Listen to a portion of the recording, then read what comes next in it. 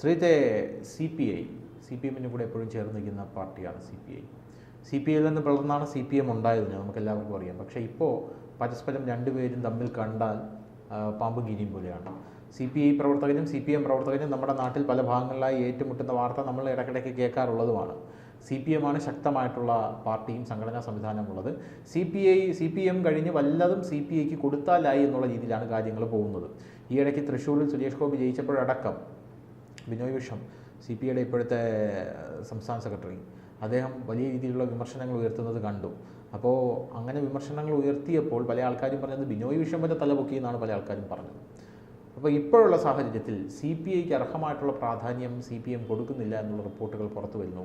CPI വീണ്ടും പിളരുമോ? കാരണം അവർ പിളർന്ന് UDFൻ്റെ കൂടെ നിന്ന് ഒരിക്കൽ കേരളം ഭരിച്ചതാണ്, അറിയാമല്ലോ. വീണ്ടും അങ്ങനെ ഒരു സമാനമായൊരു സാഹചര്യം ഉണ്ടാവും. അങ്ങനൊരു സാഹചര്യം ഉണ്ടാകുന്നതാണ് CPIക്ക് നിലവിൽ നല്ലത്.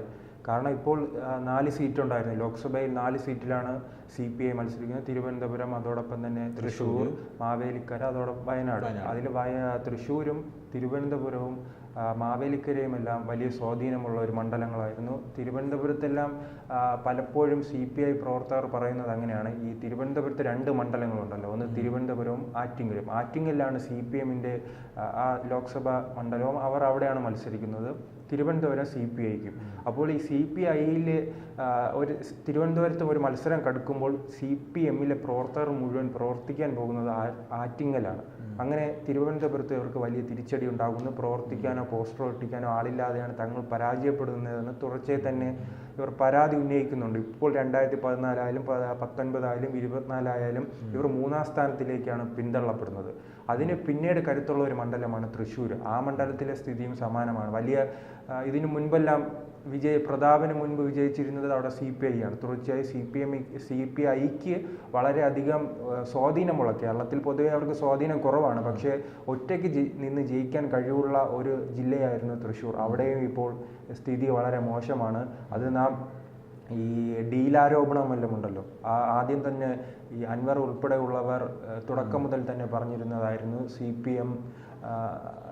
CPMൻ്റെ ഡീല് കൊണ്ടാണ്. CPIയുടെ സ്ഥാനാർത്ഥിയാണല്ലോ, അവർ ആ വ്യത്യാസം കാണുന്നുണ്ട്. പ്രത്യേകിച്ച് CPM പ്രവർത്തകർ തൃശ്ശൂരിൽ പ്രവർത്തിക്കാൻ ഇറങ്ങിയില്ലെന്നും അതുകൊണ്ടാണ് CPMന് തിരിച്ചടി ഉണ്ടായതെന്നും അതോടൊപ്പം തന്നെ കരുവന്നൂരും മറ്റും വിഷയങ്ങളുമായി ബന്ധപ്പെട്ടാണ് ഇങ്ങനെ ഒരു പരാജയം സംഭവിച്ചതെന്ന രീതിയിൽ പ്രശ്നങ്ങളുണ്ടാകുന്നു. അത് പിന്നീട് നാം കണ്ടിട്ടുണ്ട്. ഇവർ തമ്മിൽ വലിയ പോരടിക്കുന്ന രീതിയിലേക്ക് മാറിയിട്ടുണ്ട്. സുനിൽ കുമാർ തന്നെ ആ തൃശ്ശൂർ പൂരം കലക്കിയതുമായി ബന്ധപ്പെട്ട് സർക്കാരിനെതിരെ വലിയ വിമർശനമാണ് ഉന്നയിക്കുന്നത്. ആ തൃശ്ശൂർ പൂരം കലക്കിയത് ഉൾപ്പെടെ അന്വേഷിക്കണം, ഇതിന് പിന്നിൽ CPM നേതാക്കളുടെ പങ്കുണ്ടോ എന്ന രീതിയിലെല്ലാം അദ്ദേഹം എവിടെയും തൊടാതെ പറയുന്ന ഒരു സാഹചര്യമുണ്ടായി. മാവേലിക്കരയിലാണെങ്കിൽ ഒരു നല്ല ടൈറ്റ് മത്സരം നടന്നിട്ടുണ്ട്, അവിടെയും പരാജയപ്പെട്ടു. പക്ഷേ പിന്നീട് വയനാട്ടിൽ ആനി രാജയാണ് മത്സരിച്ചത്. ആനി രാജ്യം ചിലയിടങ്ങളിൽ പരാതി പറഞ്ഞിരുന്നു. വയനാട്ടിൽ ആര് നിർത്തിയാലും കോൺഗ്രസ് ജയിക്കും. കോൺഗ്രസ് ഏത് കുറ്റിച്ചൂല് നിർത്തിയാലും ജയിക്കുമെന്നാണ് കോൺഗ്രസ് പ്രവർത്തകർ തന്നെ പറയുന്നത്. അല്ല, പക്ഷേ ഈ വോട്ട് ബാങ്ക് ഉണ്ടല്ലോ, അവർക്കൊരു ശരാശരി വോട്ട് കിട്ടണമല്ലോ. എത്ര പരാജയമുണ്ടെങ്കിലും ഒരു CPMന് CPIക്കും LDFനും ഒരു 3 ലക്ഷം വോട്ട് വയനാട്ടിൽ നിരന്തരമുണ്ടായിരുന്നു. ആ വോട്ടാണ് ഇപ്പോൾ തകർന്നടിഞ്ഞ് ഇല്ലാതായിരിക്കുന്നത്. ഇപ്പോൾ അതുമായി ബന്ധപ്പെട്ടാണ് CPI ബന്ധത്തിൽ വിള്ളൽ വീണിരിക്കുന്നത്.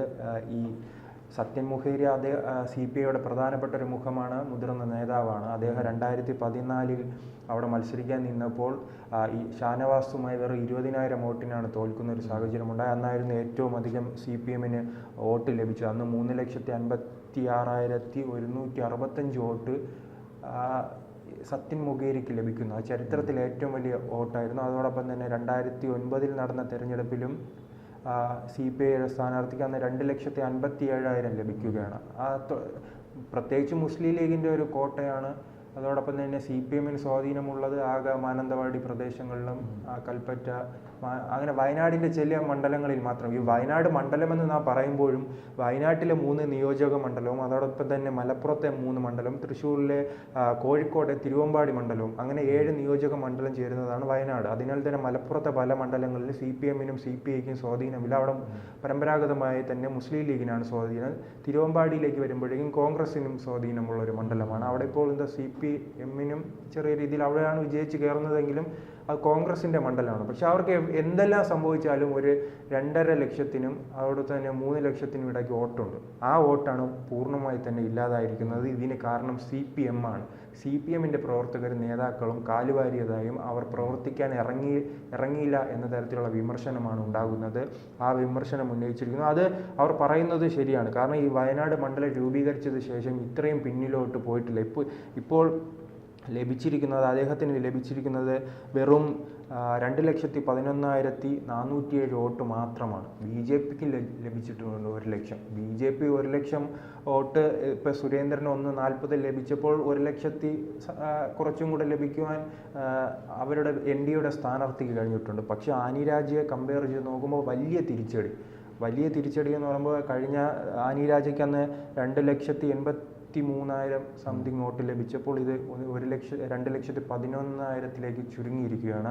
അതോടൊപ്പം തന്നെ സത്യൻ മുഖേരി പണ്ട് മത്സരിച്ചപ്പോൾ നേടിയത് 3,50,000 അത് കമ്പയർ ചെയ്ത് നോക്കുമ്പോൾ 1.5 ലക്ഷത്തിലധികം വോട്ടിൻ്റെ പരാജയമാണ് അവിടെ ഉണ്ടായിരിക്കുന്നത്. അവിടുത്തെ വോട്ടർമാർ ഉൾപ്പെടെ CPM-ൻ്റെയും ഈ അനുഭാവികൾ ഉൾപ്പെടെ പറയുന്നൊരു ഇത് ശ്രദ്ധിച്ചിരിക്കും മാധ്യമങ്ങളിൽ ഉൾപ്പെടെ. കോൺഗ്രസിൻ്റെ പ്രവർത്തകരും BJP-യുടെ പ്രവർത്തകരും നമ്മുടെ വീടുകളിൽ വോട്ട് ചോദിക്കാനായി എത്തിയെന്ന്. പക്ഷേ ഈ LDF-ൻ്റെ പ്രവർത്തകരാരും വോട്ട് ചോദിക്കാൻ വന്നിട്ടില്ലെന്ന് അന്ന് തന്നെ പറഞ്ഞിരുന്നു. ലാസ്റ്റ് അതുകൊണ്ട് തന്നെ ജനങ്ങൾ എന്തായാലും വോട്ട് ചെയ്തിട്ടില്ല. BJPക്ക് അവിടെ പിടിച്ചു നിൽക്കാൻ കഴിഞ്ഞിട്ടുണ്ട്.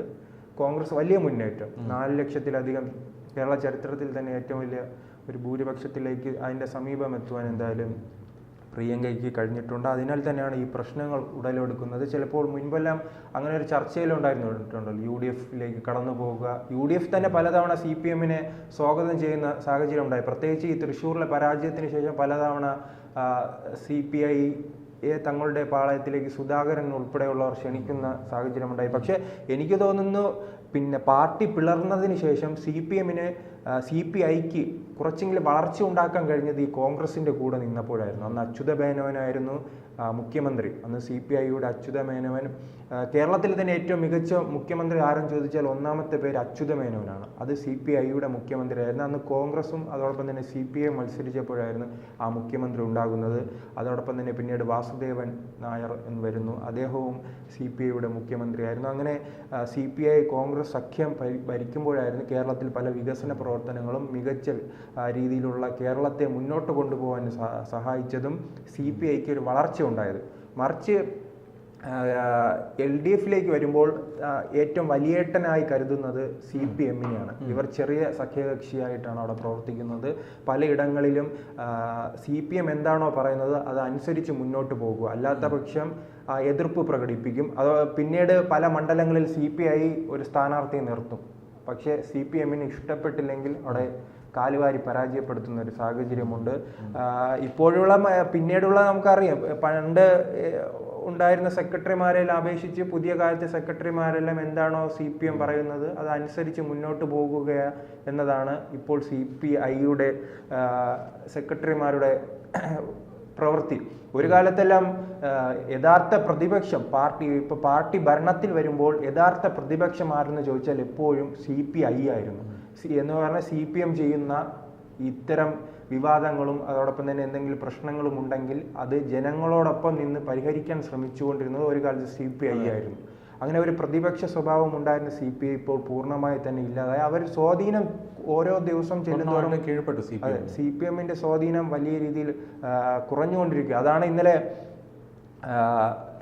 PV അൻവർ ഈ ചേലക്കരയിലെ തെരഞ്ഞെടുപ്പിന് ശേഷം ചോദിച്ച ചോദ്യമാണ്. CPIക്ക് ഏതെങ്കിലും മണ്ഡലത്തിൽ നിന്നാൽ തൻ്റെ പാർട്ടിയെ വെല്ലുവിളിക്കുന്നതിൽ തൻ്റെ പാർട്ടി 3000 വോട്ടിലധികം നേടിയിട്ടുണ്ട് ആ ചേലക്കര മണ്ഡലത്തിൽ നിന്ന്. പക്ഷേ CPI ഒറ്റയ്ക്ക് നിന്നാൽ ഏതെങ്കിലും മണ്ഡലത്തിൽ 3000 വോട്ട് ലഭിക്കുമോ എന്നൊരു ചോദ്യം ഉന്നയിക്കുന്നു. അതൊരു വാസ്തവമാണ്. ആ രീതിയിലേക്ക് പാർട്ടി പിന്നോട്ട് പോകുന്ന ഒരു സാഹചര്യമുണ്ടായി. പ്രത്യേകിച്ച് ഈ വയനാടിനെ ചൊല്ലിയാണ് വീണ്ടും CPM-ഉം CPI-യും ബന്ധത്തിൽ വിള്ളൽ വരുന്നത്. ഇവർക്ക് എന്തായാലും CPIക്ക് കോൺഗ്രസിലേക്ക് പോകുവാനും ബുദ്ധിമുട്ടില്ല. അവർ കേന്ദ്രത്തിൽ ഇന്ത്യ മുന്നണിയാണല്ലോ. ഒന്നും വേണ്ടതാ ഇവിടെ തമിഴ്നാട്ടിലേക്ക് പോകുമ്പോഴും അവർ ഒരേ സഖ്യത്തിലാണ് മത്സരിക്കുന്നത്. കർണാടകയിലായാലും ബാക്കി ഇന്ത്യയിലെ എല്ലാ നിയമസഭാ മണ്ഡലങ്ങളിലും ഒരു സഖ്യമായിട്ട് മത്സരിക്കുന്നു. ലോക്സഭാ മണ്ഡലങ്ങൾ സഖ്യമായിട്ടാണ് മത്സരിക്കുന്നത്. അതിനാൽ തന്നെ കേരളത്തിൽ മാത്രമാണ് ഇതിൽ നിന്ന് വ്യത്യസ്തമായിട്ടുള്ളത്. ചിലപ്പോൾ വരും ദിവസങ്ങളിൽ അവർ CPI UDF-ലേക്ക് പോവുകയും ഇപ്പോൾ വേറൊരു പ്രശ്നമുണ്ടായിരുന്നല്ലോ. ഇപ്പോൾ രണ്ടാമത്തെ ഏറ്റവും കൂടുതൽ കരുത്തായി ആർജിച്ച് നിൽക്കുന്ന അവിടെ കേരള കോൺഗ്രസ് ആണ്. LDF-ഉം അതോടൊപ്പം തന്നെ കേരള കോൺഗ്രസും തമ്മിൽ ചർച്ച നടന്നിരുന്നപ്പോൾ ആ കാലഘട്ടത്തിൽ CPI വലിയ വിമർശനം ഉന്നയിച്ചിരുന്നു. കാരണം CPI ആണല്ലോ രണ്ടാമത്തെ ഏറ്റവും വലിയ കക്ഷി. പിന്നീട് ഇപ്പോൾ വളർന്ന് ഇപ്പോൾ ആ സ്ഥാനത്തേക്ക് കൈയടക്കാനുള്ള ശ്രമത്തിലാണ് കേരള കോൺഗ്രസിൻ്റെ ശ്രമം.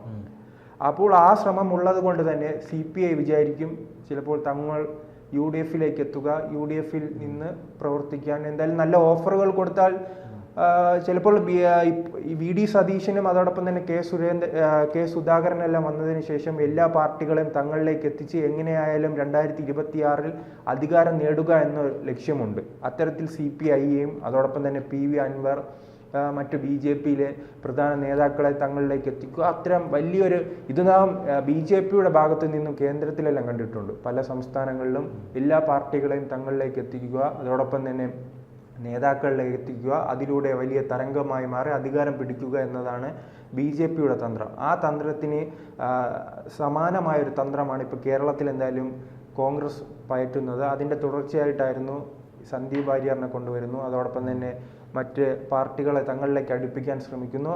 ആ തരത്തിൽ നോക്കുമ്പോൾ വരുന്ന തെരഞ്ഞെടുപ്പ് നിർണായകകരമായിരിക്കും. CPI ചിലപ്പോൾ UDF-ലേക്ക് വരാം. അൻവർ ഉൾപ്പെടെയുള്ളവർ ഈ CPM-ൽ വന്ന് 2026 വീണ്ടും കോൺഗ്രസ് കേരളത്തിൽ അധികാരത്തിൽ വരാനുള്ള ഒരു സാഹചര്യം ഒരുക്കുവാനായിരിക്കും ഇനി കോൺഗ്രസിൻ്റെ തയ്യാറെടുപ്പുകൾ. കൂടുതൽ വാർത്തകളും വിശേഷങ്ങളും നിങ്ങളിലേക്ക് എത്താൻ ABC മലയാളം സബ്സ്ക്രൈബ് ചെയ്യുക, ബെൽ ബട്ടണും അമർത്തുക.